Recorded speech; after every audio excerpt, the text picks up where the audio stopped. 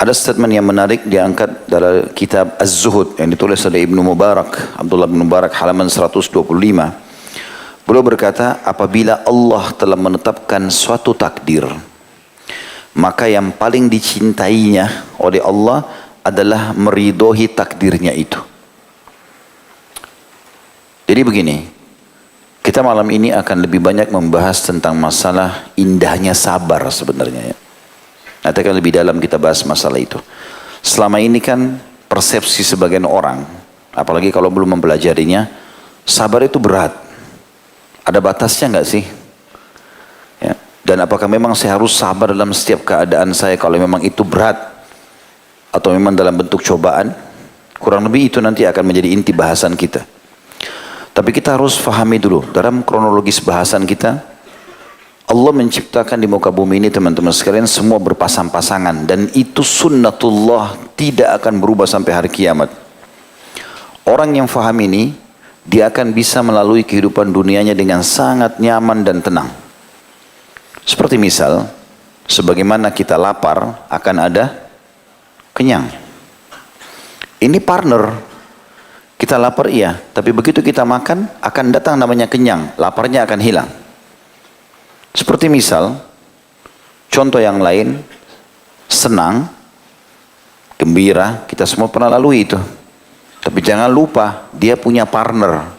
Apa itu? Sedih. Nggak akan pernah ada orang luput dari sini.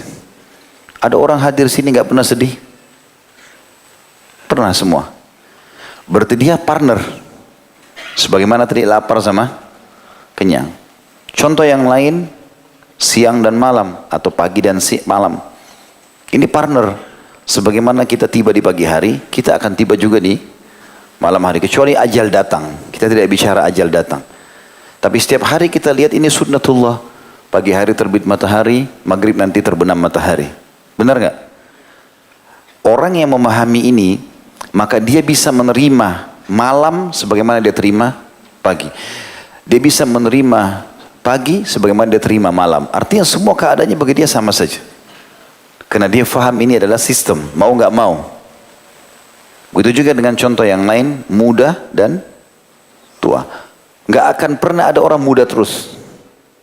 Kalau antum sekarang muda, selama ajal belum datang, akan datang masa tua. Coba perhatikan orang yang bentrok dengan ini, nggak terima ini. Apa yang terjadi? Pada saat mereka sudah mulai tua, mereka mau maksakan tidak mau terima tua itu, akhirnya tampil seperti anak muda. Ganjil tidak kira-kira?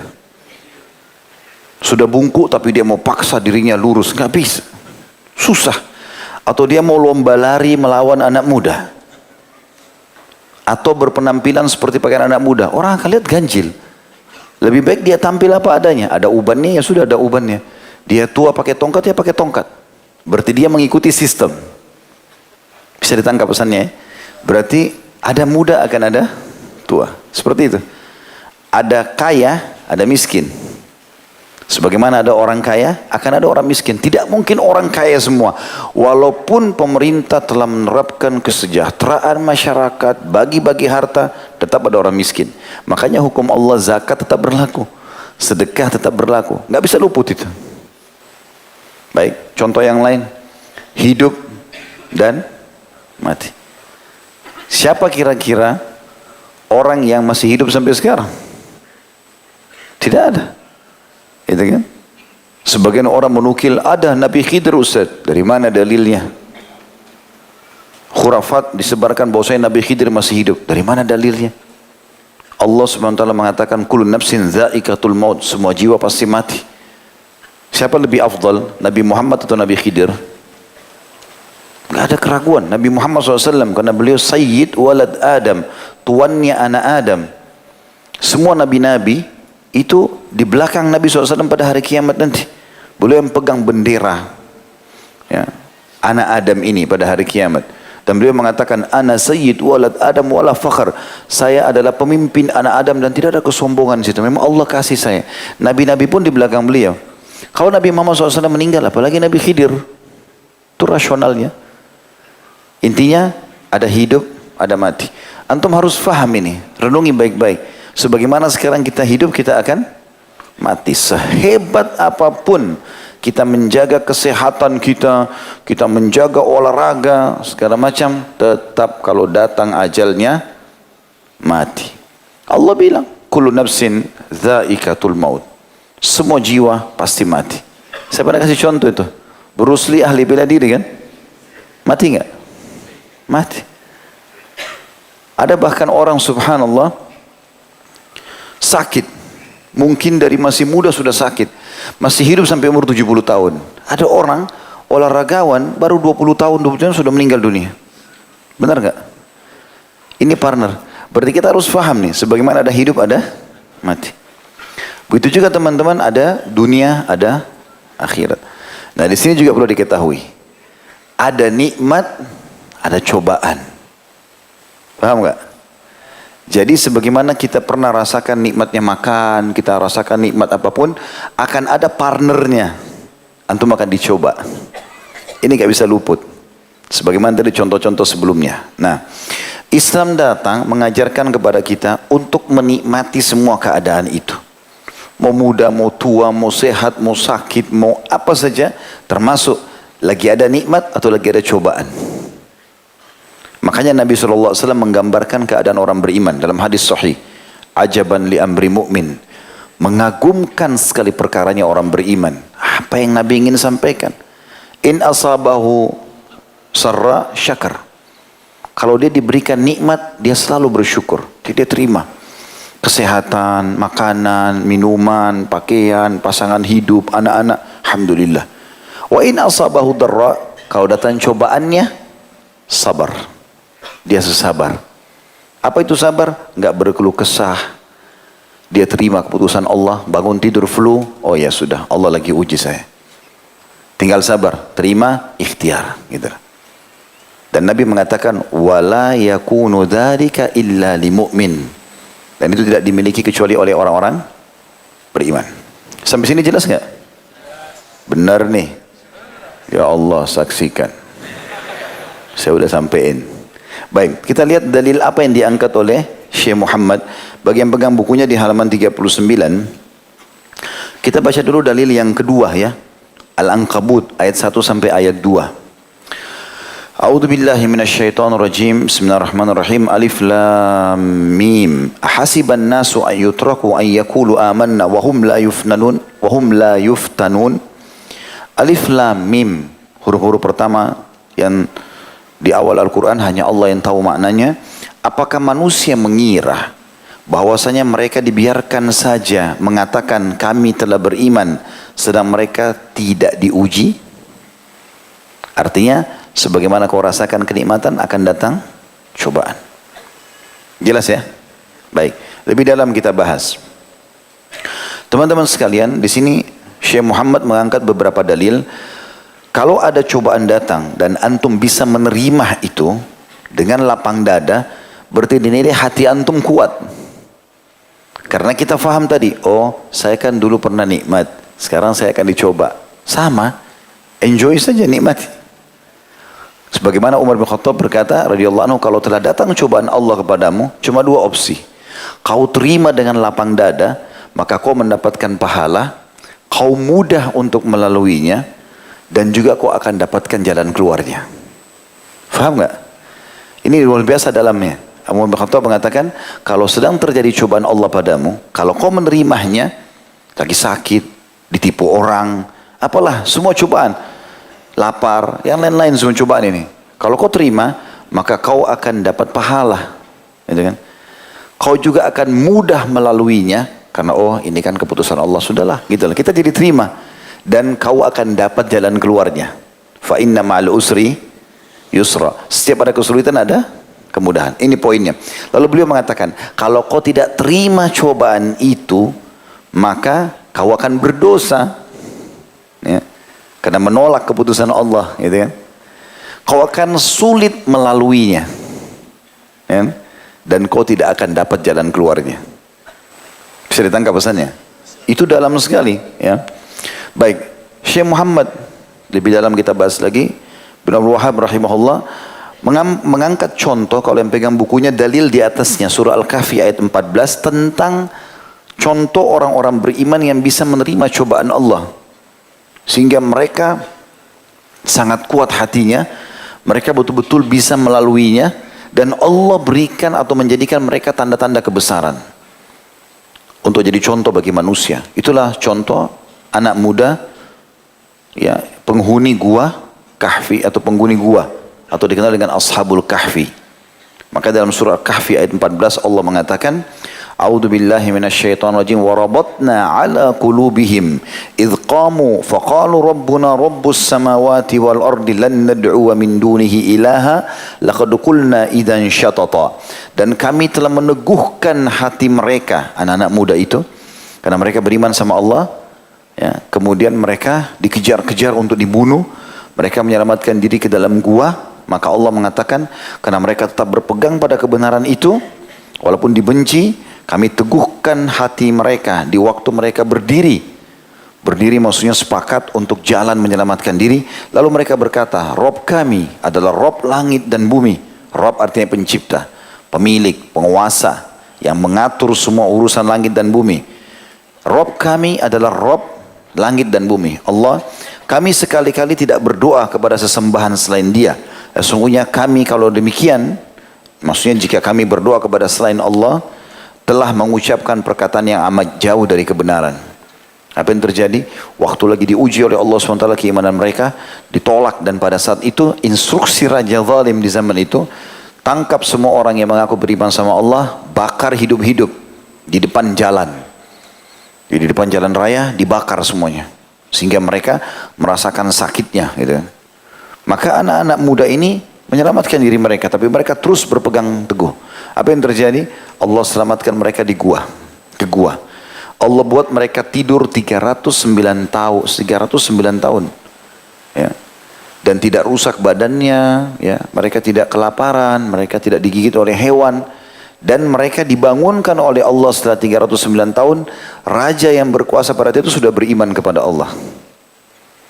Dan Allah Subhanahu wa taala memerintahkan Nabi Muhammad SAW agar kita rutin membaca surah Al-Kahfi ini setiap pekannya di malam Jumat, gitu kan, supaya kita mengenang kisah itu, bagaimana kekokohan hati mereka pada saat menerima kebenaran. Akhirnya Allah berikan jalan keluar, sebagaimana statement tadi Umar bin Khattab radhiyallahu anhu.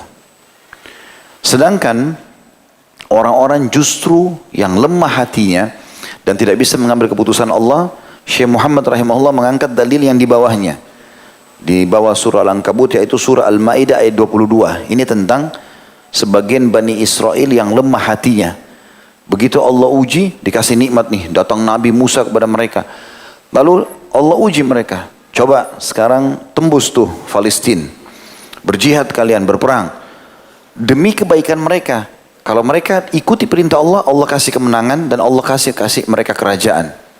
Apa yang terjadi? Mereka berkeluh kesah, tidak mau, maunya enak-enak saja. Mereka anggap, oh ini susah nih, hadapi musuh segala macam. Padahal Allah sudah berikan janji akan memberikan kemenangan kepada mereka. Bahkan mereka akan menguasai Palestina dan punya kerajaan pada saat itu. Di depan mereka Nabi Musa alaihissalam. Kita sekarang, bukan kita bandingkan dengan pada saat itu, tapi kalau ada satu orang tokoh masyarakat beragama, imannya kuat, dia punya dalil-dalil hujah yang kuat, lalu dia ajak kita jihad, kita pergi bersama dia. Kalau memang benar, ya, kita bicara sini kalau poinnya benar, sesuai dengan syarat-syarat dan rukun jihad yang benar, kita mungkin berperang bersama dia. Tapi ini subhanallah, bersama mereka Nabi Musa alaihissalam dijanjikan wahyu turun, mereka pasti akan menang, menguasai Palestina, dan di sana nanti Allah akan kasih mereka kerajaan, rezeki segala macam. Apa yang mereka bilang? Perhatikan, dari lisan mereka Allah nukil.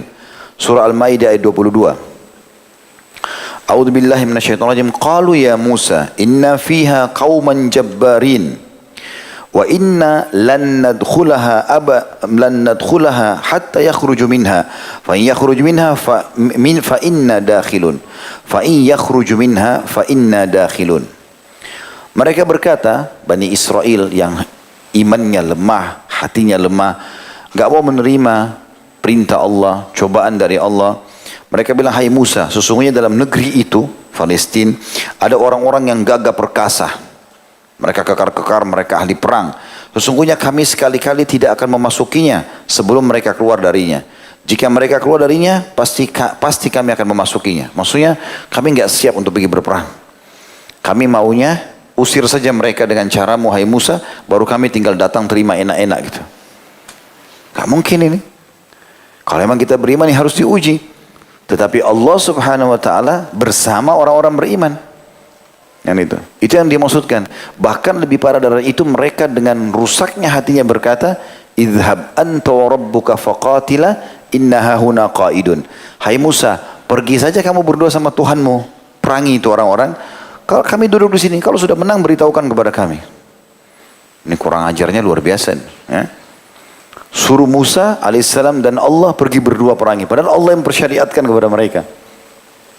Itu lemah hatinya. Ini yang dimaksudkan oleh beliau, ini penyakit dan ini bahaya. Ini dalam bahasan Syekh Muhammad adalah dosa. Sampai kalau pada tingkat ini dosa besar. Karena dia malah mengolok-olok perintah Allah Subhanahu wa taala. Karena lemah hati mereka, karena mereka tidak mau kerjakan itu. Makanya pada saat akan terjadi perang Badr, sahabat Nabi Ridwanullah memahami sekali masalah ini. Pada saat Nabi SAW keluar dengan 313 orang sahabat untuk menahan kafilah dagangnya Quraisy yang dipimpin oleh Abu Sufyan dengan 40 orang saja. Dan Nabi itu tidak wajibkan alaihissalam. Beliau cuma mengatakan, saya akan keluar menahan kafilah Quraisy, dijaga oleh 40 orang. Siapa yang mau ikut silakan, yang tidak mau ikut gak apa-apa. Maka berkumpul 313, 314 bersama Nabi SAW. Begitu keluar ke sana, ternyata beda kasusnya. Dalam surah Al-Anfal Allah sebutkan, Allah memang mengatur pertempuran muslimin dengan Quraisy. Abu Sufyan waktu dengar keluar muslimin, dia menyurat ke Mekah. Tiba di tangan Abu Jahal suratnya. Mayoritas harta yang ada dalam kafilah punyanya Abu Jahal. Punyanya juga Umayyah bin Khalaf. Punyanya Abu Sufyan yang sedang bimbing. Maka Abu Sufyan mengatakan, ini akan diserang oleh muslimin. Selamatkan harta-harta kita ini. Abu Jahal motivasi orang, ayo kita berperang, terkumpul intinya kurang lebih pada saat itu 1000 orang. Semuanya pasukan berkuda. Keluarlah mereka, pergi ke Badr. Ada bukit di Badr itu, ada gunung.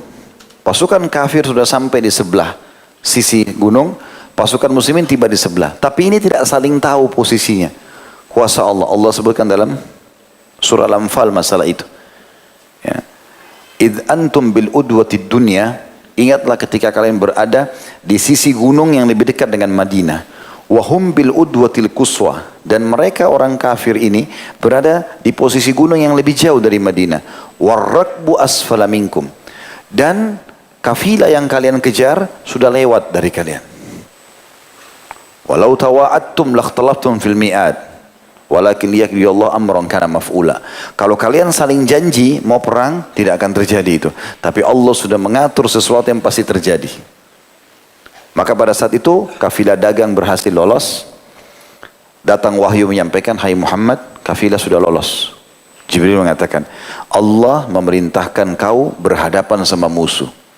Ini peperangan pertama sahabat. Nabi SAW kumpulin semua. Bagaimana menurut kalian nih? Kafilah ini lolos. Wahyu dari Allah mengatakan sudah lolos. Abu Sufyan berhasil lari. Kita nggak mungkin kejar. Tapi di sebelah gunung kita ini, jadi kayak ada gunung pemisah kayak tembok ini, di belakang ini ada orang-orang Quraisy, 1000 orang. Semuanya pasukan perang. Bagaimana pendapat kalian? Berikan aku pendapat. Berdiri Abu Bakar, orang yang terkenal dengan keimanannya, Masya Allah, tidak ada keraguan. Dan dia juga orang Mekah, dia tahu bagaimana umat Islam disiksa di Mekah. Dia juga sahabat Nabi, dia juga mertua Nabi. Berdiri mengatakannya, Rasulullah, kami ikut pendapat Anda. Anda suruh kami kejar kafilah, kami kejar. Anda suruh hadapi musuh, berapapun jumlahnya kami siap. Nabi SAW mengatakan, bagus Abu Bakar, duduklah. Hai kaum, hai manusia, beritahukan, kasih aku pendapat. Umar berdiri, ya Rasulullah, seperti perkataan Abu Bakar. Kata Nabi SAW, terima kasih hai Umar, duduk. Masih Nabi bilang, hai kaum, berdiri Mikdad, berdiri Fulan, Ali bin Abi Thalib, berdiri Hamzah, berdiri sahabat-sahabat Nabi yang mulia semua, tapi masih orang-orang Mekah semua nih. Orang Mekah dasarnya punya rasa jengkel dengan Quraisy. Mereka lihat itu disiksa di Mekah kan, jadi kalau disuruh perang, siap saja. Masalahnya di pasukan yang 314 ini, mayoritasnya 70% orang Madinah, Ansar. Tidak pernah punya masalah sama Quraisy. Maka Nabi SAW terus ulangi sampai orang-orang Ansar berdiri lalu mengatakan, saat Ibnu Badar lalu mengatakannya, Rasulullah, apa masalahnya? Sepertinya anda sedang menyinggung kami orang Ansar. Kata Nabi SAW, iya, saya tunggu. Maksudnya orang-orang ini, orang Mekah punya masalah dengan orang Quraisy, tapi kalian tidak ada. Ini peperangan pertama dalam Islam, gitu kan? Maka kata Sa'ad radhiyallahu kalimat yang mulia, dia mengatakannya, Rasulullah, kami tidak akan mengucapkan seperti yang diucapkan Bani Israel kepada Musa. Pergilah kau berdua dengan Tuhanmu, ya, kemudian kami akan duduk di sini. Tapi kami akan mengatakan, ya Rasulullah, pergilah engkau dengan Tuhanmu dan kami bersama kalian. Ya. Kemudian ya Rasulullah, kalau seandainya anda mengajak kami cemplung masuk ke dalam lautan, kami akan ikut. Maka Nabi SAW gembira karena Sa'ad bin Ubadah adalah pimpinan Ansar. Maka Nabi SAW mengatakan, terimalah berita gembira, Allah sudah menjanjikan kemenangan kita. Udah, walaupun kita lawan nanti 1000 orang ini, kita pasti menang. Udah, seperti itulah. Tapi di sini para sahabat faham, tidak akan mengucapkan seperti Bani Israel tadi. Karena hatinya lemah, hati mereka lemah, mereka suruh Nabi Musa perang sendiri. Tapi mereka justru mendukung Nabi Muhammad alaihi salatu wassalam. Begitu juga diangkat oleh beliau di sini surah Al-Ankabut ayat 10 di lembaran sebelahnya. Ini tentang masalah cobaan-cobaan harian. Dari sebagaimana tadi saya bilang teman-teman, sebagaimana kita lapar kita pasti kenyang, atau kita kenyang kita akan lapar. Sebagaimana kita tua, muda kita akan tua. Sebagaimana kita senang kita akan sedih dan seterusnya. Sebagaimana kita sehat, antum sekarang sehat, pasti antum akan sakit satu waktu. Ini partnernya. Kita kalau faham ini, nanti kalau kita sakit, oh iya, saya kan sehat kemarin. Seperti itulah. Ya. Kita jadi bisa menerima.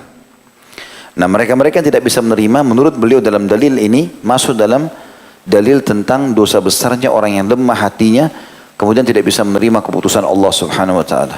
Bunyinya a'udzubillahi minasyaitonirrajim, wa minan nasi may yaqulu amanna billahi fa idza udhiya fillahi ja'ala fitnatan nasi ka'adzabillah.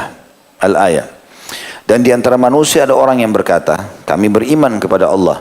Maka apabila ia disakiti karena ia beriman kepada Allah, ia menganggap fitnah manusia itu sebagai azab Allah. Maksudnya, mereka bilang kami beriman, kami muslim. Tapi begitu datang cobaan, gak bisa terima. Keluh kesah. Lalu mana kalimat imanmu tadi? Bukankah kau juga sudah pernah sehat? Sekarang kau sakit. Diuji oleh Allah SWT. Seperti itulah. Jadi ini maksudnya adalah partner yang tidak bisa dipisahkan. Baik teman-teman sekalian, kita lebih dalam lagi membahas tentang masalah poin ini. Pernah ada statement yang disampaikan oleh Ibnu Abdul Rabbah Al-Andalusi. Dia mengatakan, Asy-Syaibani pernah berkata, temanku pernah memberitahukanku seraya berkata, Syuraih mendengar tak kala aku mengeluhkan kesedihanku kepada seorang teman. Syuraih ini seorang tabi'in yang dikenal dengan Syuraih Al-Qadhi. Dia menjadi hakim 60 tahun dan terkenal dengan keadilannya. Orangnya pintar, cerdas, dipercaya di 5 khalifah.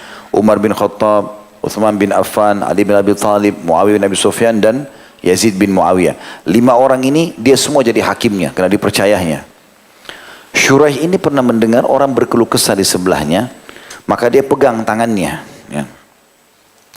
Dia bilang, temanku pernah memberitahukan kepadaku seraya berkata, Syuraih mendengar tak kala aku mengeluhkan kesedihanku kepada seorang teman, maka dia memegang tanganku seraya berkata, wahai anak saudaraku. Jadi orang Arab kalau mau nasihatin orang dengan kalimat santun, dia bilang, wahai anak saudaraku. Maksudnya ayahmu itu saudaraku juga dalam Islam, gitu ya. Dia mengatakan, wahai anak saudaraku, jangan engkau mengeluh kepada selain Allah. Kalau kau mau curhat, keluhkan hanya kepada Allah saja. Karena orang yang engkau keluhi itu tidak lepas dari kedudukannya sebagai teman atau lawan. Yang kau sedang ajak bicara cuma 2 keadaannya, temanmu atau lawanmu. Kalau dia seorang teman dan kau berkeluh kesah dengan dia, berarti engkau berduka dan tidak bisa, maka dia berduka dan tidak bisa memberimu manfaat. Saya begini, saya begitu, saya begini, akhirnya dianya sedih dan tidak memberikan manfaat buat kita. Kalau dia seorang lawan, maka dia akan gembira karena deritamu. Lalu dia pegang matanya Shuraih. Shuraih ini mata kanannya dia pegang. Lalu dia mengatakan, apa kau lihat mataku ini? Sambil dia tunjuk matanya. Demi Allah, mata ini aku tidak pernah bisa melihat seorang pun dari sekian puluh tahun. Dari 5 tahun atau 10 tahun aku tidak pernah bisa melihat. Ya, sejak 5 tahun dia bilang. Demi Allah, dengan mata ini aku tidak pernah bisa melihat seorang pun. Tidak pula teman sejak 5 tahun yang lalu. Namun aku tidak pernah memberitahukannya kepada seorang pun hingga detik ini.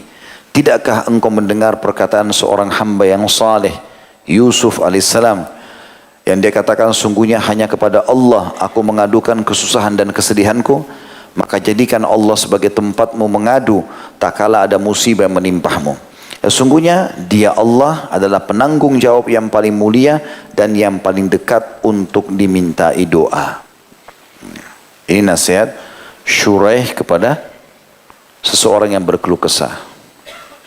Seorang salafus salih dinukil berkata, 4 hal termasuk simpanan surga. Kalau kau mau punya banyak aset di surga nanti, punya banyak istana, punya banyak dayang-dayang, punya banyak fasilitas tambahan, ada 4 hal di sana yang harus kamu jadikan sebagai simpananmu. Kamu akan panen di sana.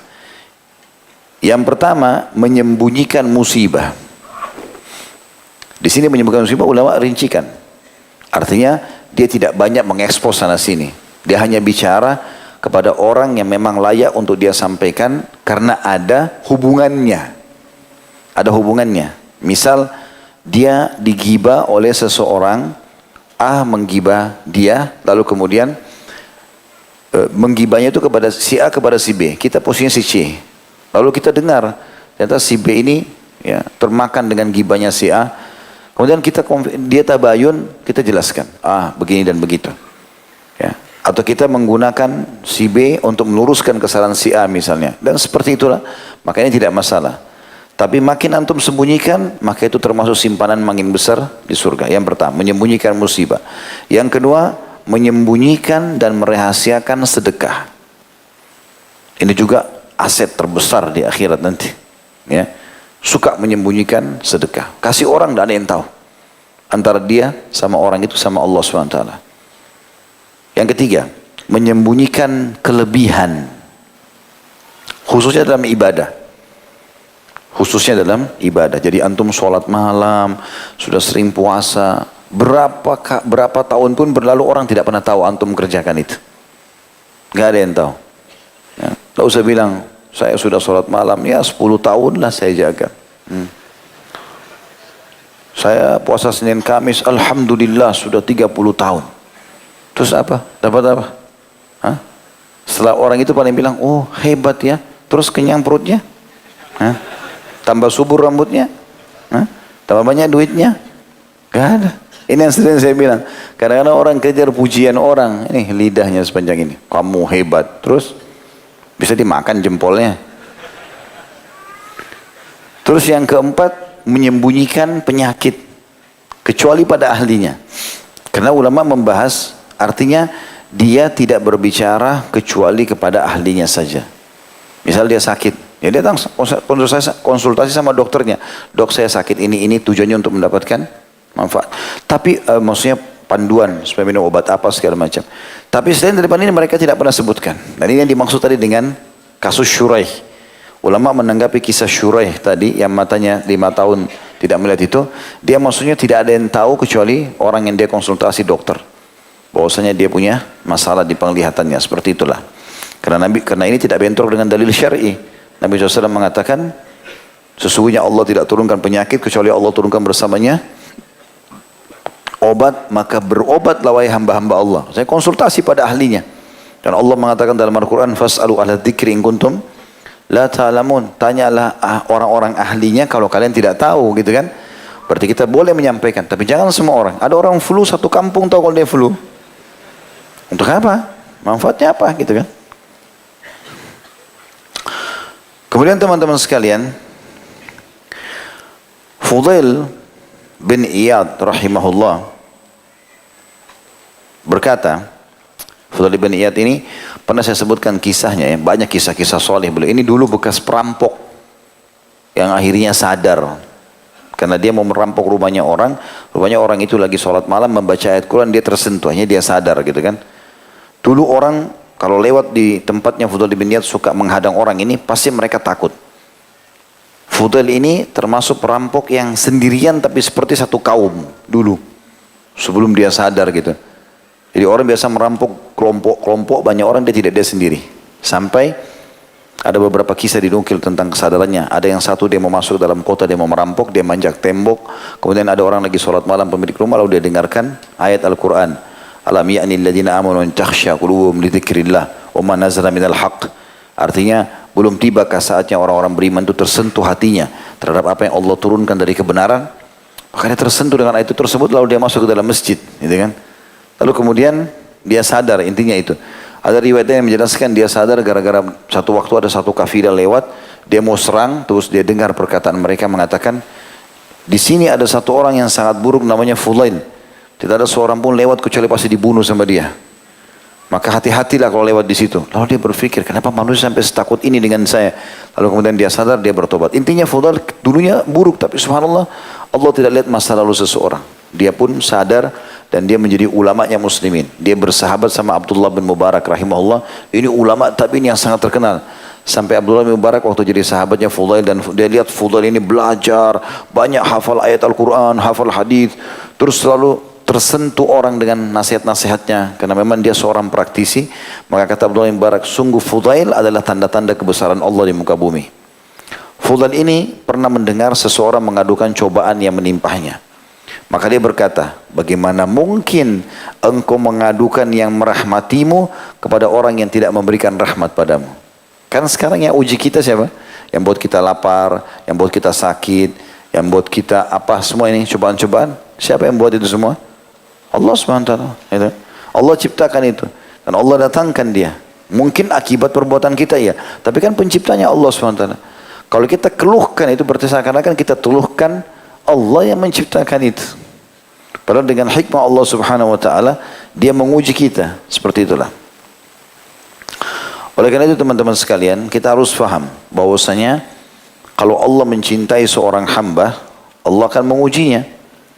Ya, kalau orang beriman, dari ini sering kita bahasakan. Jadi cobaan itu kalau Allah berikan, maka cobaan itu tujuannya untuk membersihkan dosa dia atau justru mengangkat derajatnya, ya.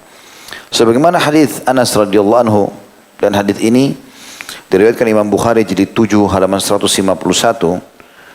Dia berkata, aku pernah mendengar Rasulullah SAW bersabda, sungguhnya Allah yang Maha Suci dan Maha Purna berfirman, apabila aku menguji hambaku dengan kebutaan pada kedua matanya, lalu dia bersabar, maka aku akan mengganti kedua mata itu dengan surga.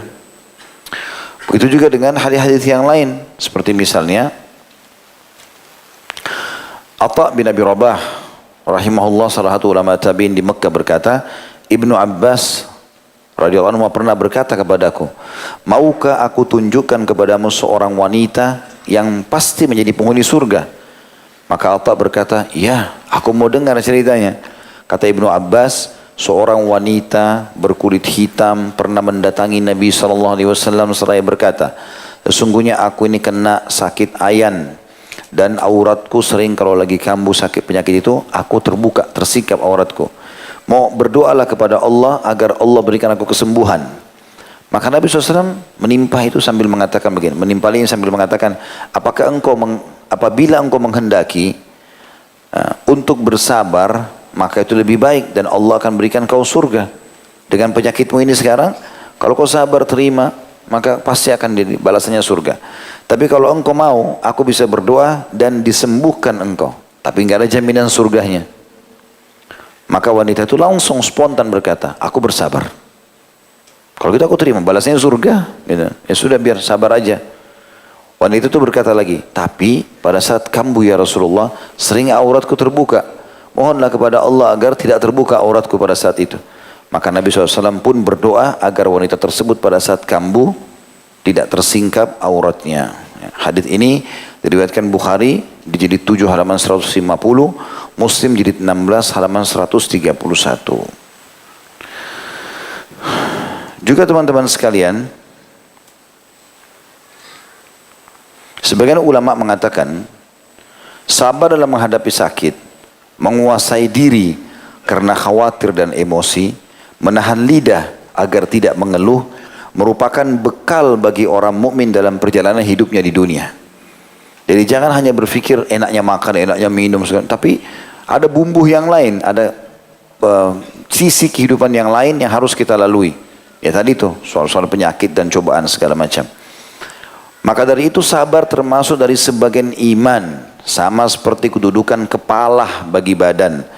Tidak ada iman bagi orang yang tidak sabar, sebagaimana badan yang tidak akan ada artinya tanpa kepala. Umar bin Khattab pernah berkata, radhiyallahu anhu, kehidupan yang paling baik ialah apabila kita mengetahui dengan berbekal kesabaran.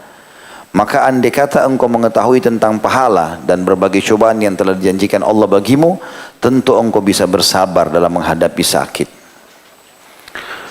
Abdullah bin Mas'ud juga radhiyallahu anhu menceritakan, ini pernah kita sampaikan ya, bagaimana beliau pernah masuk ke rumah Nabi SAW dan ternyata Nabi lagi sakit.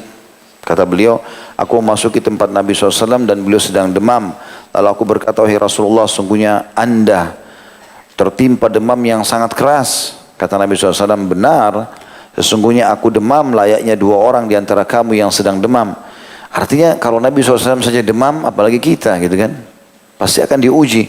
Bisa saja Allah selamatkan Nabi SAW, tidak usah dikasih demam. Selamanya Nabi sehat. Tapi kenapa Nabi SAW diberikan ini oleh Allah SWT? Pasti ada tujuannya, ada maksudnya gitu.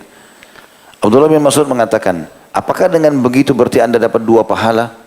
Kata Nabi SAW, benar.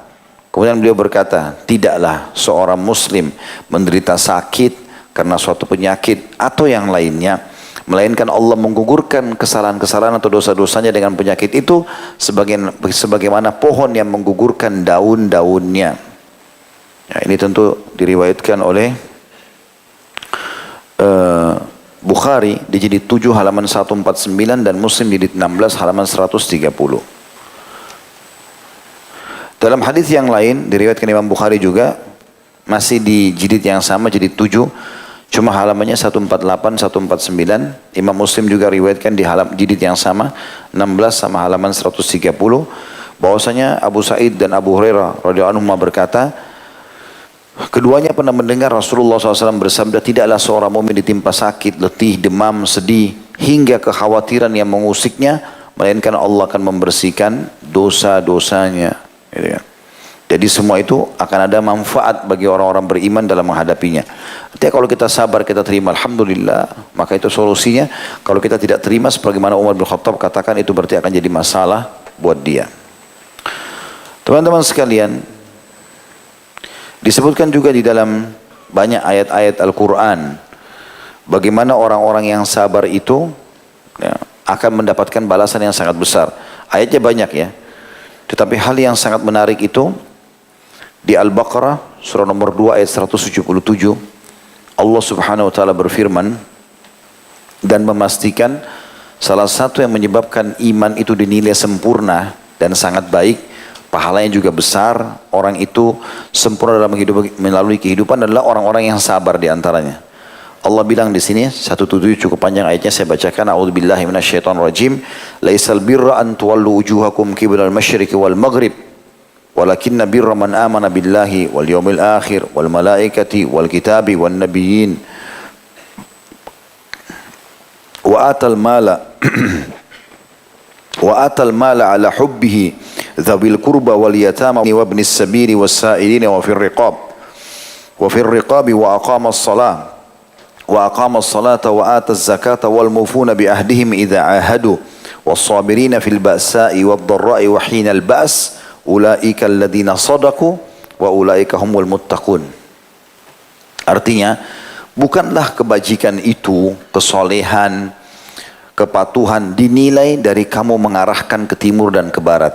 Ya, karena orang-orang Yahudi ya memperolok-olok Nabi SAW sambil mengatakan, dan kaum muslimin, kalian juga ibadah menuju ke kiblat kami, maksudnya ke Masjid Aqsa, sampai Allah menyuruh Nabi SAW mengalihkan ke Masjidil Haram.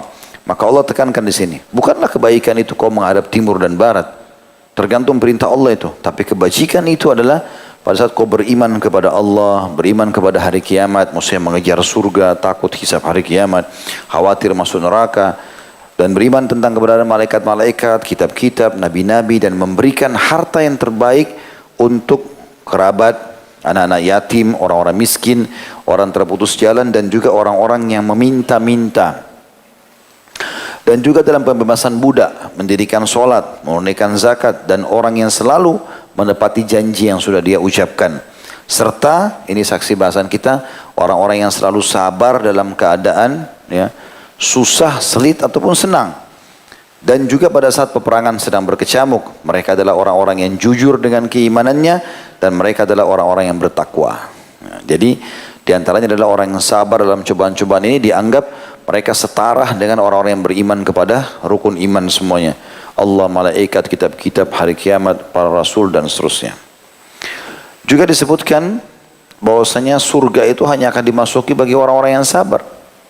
Dalam surah Ar-Ra'd ayat 23-24 Allah berfirman, A'udzubillahi minasyaitonir rajim.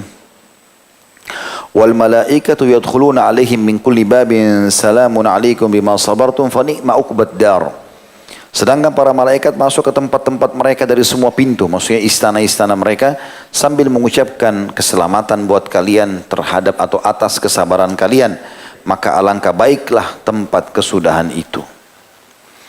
Sebagian ulama mengatakan tentang tafsir ayat selanjutnya surah Az-Zumar ayat 10, A'udzubillahi minasyaitonir rajim, innama yuwaffas sabiruna ajran bighairi hisab. Sesungguhnya orang-orang sabar akan dicukupkan atau akan diberikan pahala tanpa batas.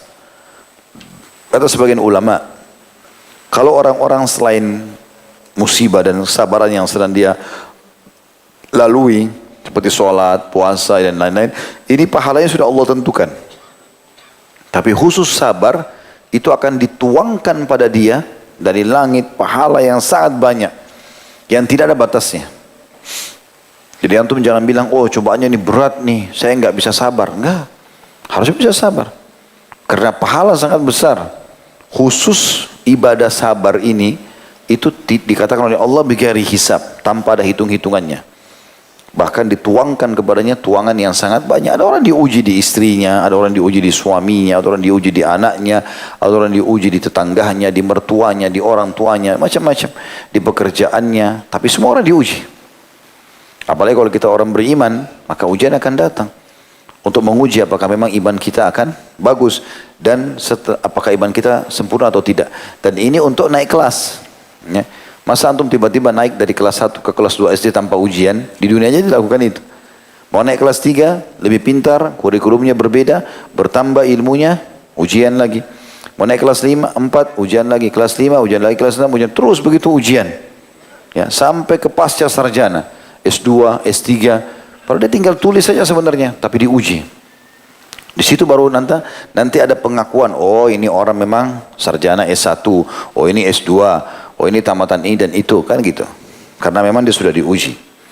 Dan Allah memastikan dirinya sebagai Tuhan pencipta, yang menciptakan kita, yang menciptakan nikmat yang ada sama kita, yang menciptakan juga rasa syukur itu, yang menciptakan kita, yang menciptakan cobaan pada kita, yang juga menciptakan sabar itu dan solusinya. Allah mengatakan dalam surah Al-Imran 146, A'udzubillahi minasyaitonir rajim, wallahu yuhibbus sabirin. Dan Allah sangat mencintai orang-orang yang sabar. Jadi ini sebuah hal yang luar biasa, bagaimana Allah SWT mengingatkan masalah itu. Kemudian teman-teman sekalian, kita akan coba tutup dengan kisah seorang sahabat atau hadis tentang seorang sahabat wanita ini ya, Ummu Ala radhiyallahu anha. Beliau pernah lagi sakit dan menceritakan kisahnya, dan ini disebutkan dalam Sahih Abu Daud, Sunan Nabi Daud di nomor 3092. Dia berkata, Rasulullah SAW pernah menjengukku tak kala aku sedang sakit. Lalu beliau berkata, gembiralah wahai Ummu Al-Ala. Sesungguhnya sakitnya orang muslim itu membuat Allah menghilangkan kesalahan-kesalahan. Sebagaimana api yang menghilangkan kotoran emas dan perak. Jadi maksudnya Selain memang kita kalau terima itu akan menambah keimanan kita, tinggal kita nikmati sebagaimana tadi kata Umar bin Khattab, juga dia akan menjadi penyebab bersihnya semua kesalahan sebagaimana api menghilangkan karat-karat atau kotoran emas dan perak. Ya.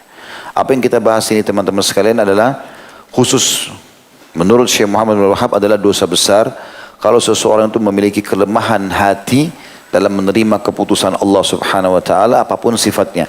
Dan sebaliknya orang yang bisa menerima itu sebagai sebuah keputusan maka tentu dia akan aman insyaallah. Ini mirip-mirip dengan bahasan kita yang lalu ya. Pernah ada dosa besar yang kita bahas juga, kaswatul qalb, kerasnya hati. Kalau ini sih karena tidak tersentuh dari peringatan-peringatan Allah. Ada gempa, ada longsor segala macam, dia tidak tersentuh sama sekali. Kalau ini enggak, ini dia bisa menerima tapi lemah di dalam menghadapinya. Dan kita sudah banyak berikan contoh tadi. Alhamdulillah. Begitu saja. InsyaAllah setelah ba'diyah nanti kita akan buka pertanyaan. Subhanakallahumma bihamdika. Asyhadu an la ilaha illa anta astaghfiruka wa atubu ilaik. Wassalamualaikum warahmatullahi wabarakatuh.